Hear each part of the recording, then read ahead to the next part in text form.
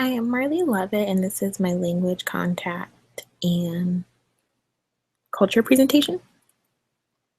So, summary of the activities I did was I based this one a lot off of shows and movies since my first one had a lot to do with more of like personal encounters. So, for the very first thing I watched was a show called Rebelde, and I watched this for 2 to 3 hours a day. It's on Netflix. It has one season, and in that one season, there's so many episodes. So running out of stuff to watch wasn't really a big deal. So I was just watching a bunch of episodes a day. And then the next one I watched was called La Reina del Sur, and I watched this for about an hour a day. It was pretty interesting. So I didn't want to watch like too many episodes. I wanted to prolong it.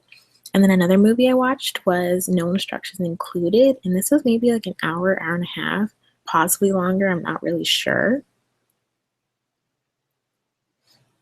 So for the first one, Rebecca, this show is about a bunch of teenagers. They're all in school at a private school, and they all have wealthy parents, except for these few students who are on scholarship. And it basically tells like their interactions with the rich kids and then the poor kids. And it it's like your modern day Gossip Girl. If anyone knows that show, it's easily compared to Rebelde. And I used to watch this when I was younger, and I had somewhat of an idea what was going on, but not really. Versus now there's subtitles, so it kind of clarifies a lot of things. But some vocabulary I learned was molesto, which is annoying, el enamoramiento, which is crush, like got crush on someone. La escuela secundaria is high school.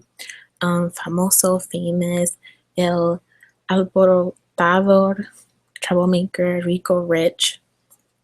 A lot of these vocabulary words I wasn't too sure about hearing them. I would have to like stop the show or like look them up just to really understand.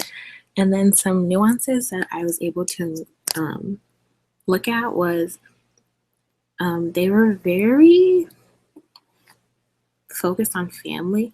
Not that they were really close with any of them, but they all seemed to have some type of connection with their family. And since they were wealthy, they didn't really get to see their family a lot. So that was a big thing in the show. And then privilege, since they are wealthy students, they were all heavily privileged. They got whatever they want. And then here are the less wealthy kids. And they kind of struggled with seeing how they had all this privilege. So that was a big thing. And then the show is so incredibly dramatic. Every little thing is an issue. Someone's mad at something, something's whining at something. It's really funny. It's interesting to watch if you're into that type of shows. So yeah, I didn't get very far with it, but from what I watched, it's just your typical teenage drama. And then the next show I watched was La Reina del Sur. And this show was really interesting. It's about this young woman. She's probably in her early 20s. Her and her boyfriend become like this powerful couple within the mafia, drug cartels within their country. I want to say it's Mexico.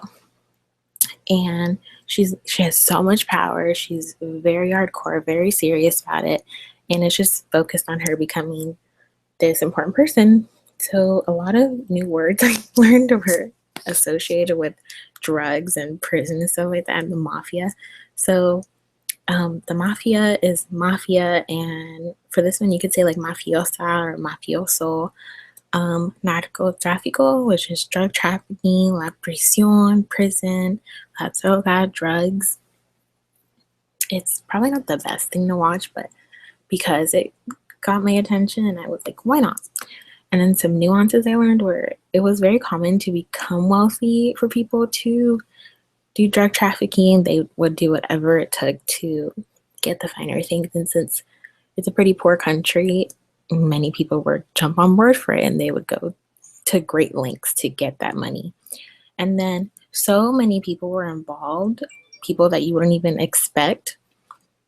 And it was just interesting to see how corrupt they were. And then it's very common in Latin America, especially like Colombia with Pablo Escobar. And I want to say it's become like part of the culture at this point. Like so many people are just involved in it. It's really sad. And then because they have all this money, they're extremely greedy. All they want is to become more richer, to have more stuff. So yeah, it was a pretty interesting show. I would recommend it to anyone. It's just not the best show to watch. And then the last thing I watched was called No Instructions Included. And this was probably like such a sad movie. I'm not going to ruin it for anyone, but it was just something that really touched my heart. So this show was the main character, the father. He's really funny. Like his character is just really funny. Dios mío, oh my God, he would say that a lot. It was interesting. And then Enferma, sick. The little girl was sick. La Medicina. I thought this one was interesting because we learned this vocabulary word and it was different. So seeing the two different ones was cool. And then Mi Amor, my love. My mom used to call me this. So some nuances I learned were he's very caring towards his child, considering she was just dropped off to him, like something he would have never expected. He changed his entire lifestyle for her. He's very protective and adaptive towards being her father, which I thought was really sweet. And then he was loving. He loved her like no other. I thought it was pretty adorable. So in conclusion, I learned a lot, and this time around, I think it made it more fun to watch because I knew what I was looking out for and I knew what to be more attentive to. So it was pretty fun incorporating it into just my everyday life. And yeah, that is the end.